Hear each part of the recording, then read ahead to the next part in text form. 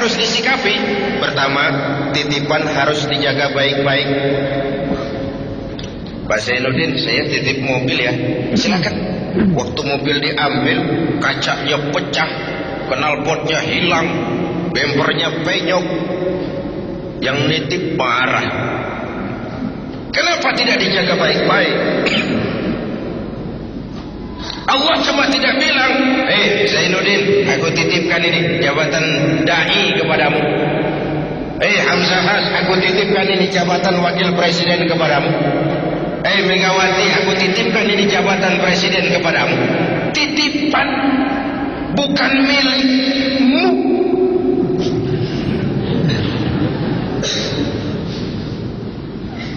Jangankan jabatan, jangankan harta, ruh yang menyebabkan kita hidup ini sekadar hak guna pakai, tidak punya sertifikat hak guna pakai. Kapan yang punya mau ambil? La haula wala quwata illa billah. Titipan tidak harus dijaga baik-baik. Makanya biarkan presiden jadi presiden, biarkan wakil presiden jadi wakil presiden. Maksudnya apa? Presiden itu tidak punya anak. Yang punya anak Megawati.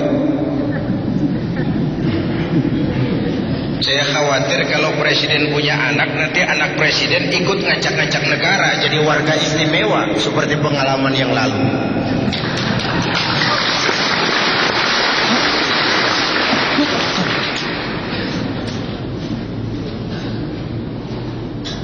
Yang kedua, titipan itu tidak boleh bikin orang sombong.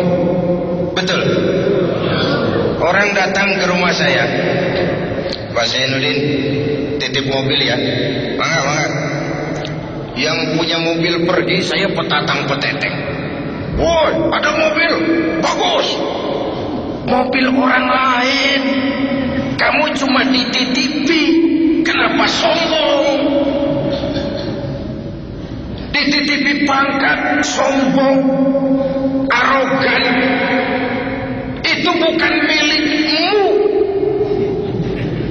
Titipan, diberikan harta, sombong, itu bukan milikmu. Itu titipan. Kenapa mesti sombong? Inilah nilai dasar keimanan ini. Dan sebagai kader, saya sering bilang kalau pengarahan kepada DPW, kader itu ada 3 macam. Ada kader penerus, ada kader tunggu terus, ada kader terus menerus. Ketiga hal ini mencerminkan kondisi. Ada kader penerus. Nah, ini kondisi sehat, Pak. Demokrasi berjalan di tubuh organisasi. Orang-orang serakah nggak ada. Patah tumbuh, bahkan belum patah sudah berganti. Bukan nu eta keneh. Sudah 7 periode jadi anggota DPR nggak mau turun-turun. Liar. Lain nu eta keneh.